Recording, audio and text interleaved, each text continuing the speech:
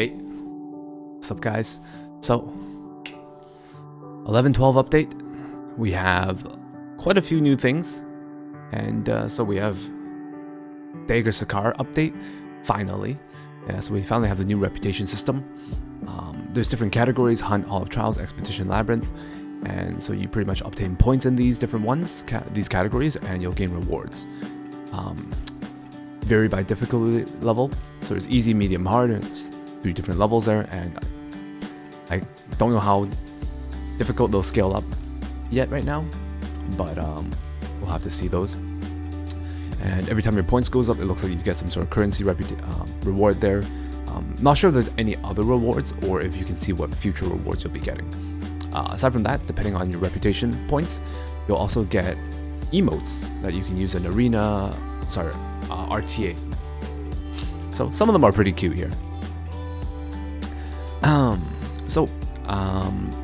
Aside from that, we'll have to see what rewards you get as it comes out. Next thing, multi-summon.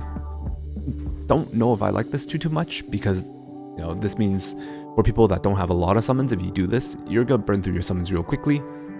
If you like that, that's fine, but sometimes I like to do a little slower personally, but for each person. If you're doing massive amount of summons for max imprint, multiple copies of an artifact, then this is a great system for you. Alright, as we all know, arena season is ending here, so these are the frames you'll be getting. It's cool, it's whatever. If you want the new frames, you want to push for season next time, these are the frames, you can go for it. But the biggest thing here is I want to look at the new equipment from the new season. So let's go over these real quick. Counter set, which is cool. Obviously, everyone needs counter set because we don't have enough of those.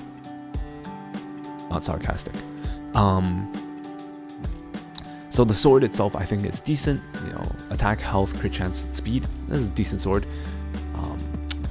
Chest piece is okay also. Health, defense, speed, crit damage. They're not amazing, but they're decent enough to be used, in my opinion. Missing crit chance though on the chest piece, which is quite a pretty big drawback, to be honest. If there's crit chance and crit damage, I think that would be really good for this. But because of that, you're missing one offensive stat here that has to be made up from somewhere else. So when you're min-maxing there, you're going to be missing out on some stuff. There's a helmet though, which is unfortunately not the best. Sorry, I don't know why I said that. And then so there's attack, health, crit chance, effect resist.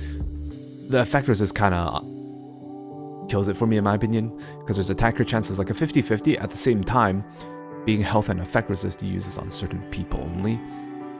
Very specific depending on how you rolls, but without speed, without defense stuff, you're missing out on a lot of stats. And though coming to the boots, I think the boots are amazing, or better than the rest.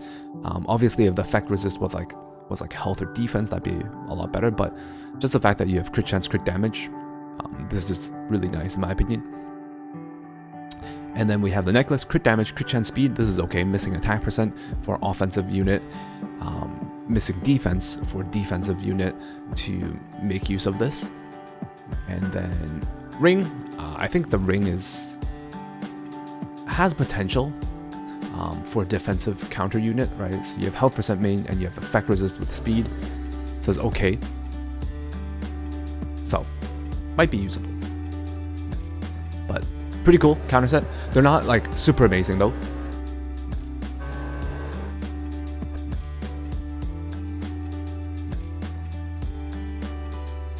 Alright, so aside from that, we have next side story. I mean, typical, same thing as always. Just go through the side story. I'm not gonna go through this too much.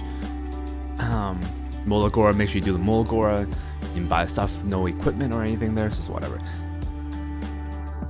Character-wise, Pavel Dux Noctis, he's a good character, but let's not talk about the artifact. Alright, so Vildred. As we all know, Vildred's a decent unit, pretty good unit. He has a new artifact though, which is interesting. Sword of Summer Twilight. It's kind of interesting to see this. When using a skill that targets all enemies, penetrates the target's defense by 10%. When defeating an enemy with a skill that targets all enemies, increases combat readiness of all allies except for the caster by 10%. I'm not gonna lie, it seems pretty decent. This actually seems like a pretty decent artifact. Granted, it is a thief one, so it has to compete with all the other thief artifacts. So, you know, if you're competing with like Alexa's basket, a lot of thieves that use Moonlight Dreamblade, Elia's knife, that kind of stuff, right? So, I'm curious how this will hold up. If I ever get one, I'll test it, but I don't know if I'll be pulling for the Village Drip banner. Alright. Some quality of life stuff, UI changes and stuff like that. Friendship level using as sort criteria. A lot of different changes there. I don't think there's anything too much aside from that. Nothing too important per se, from what I saw when I glimpsed over it.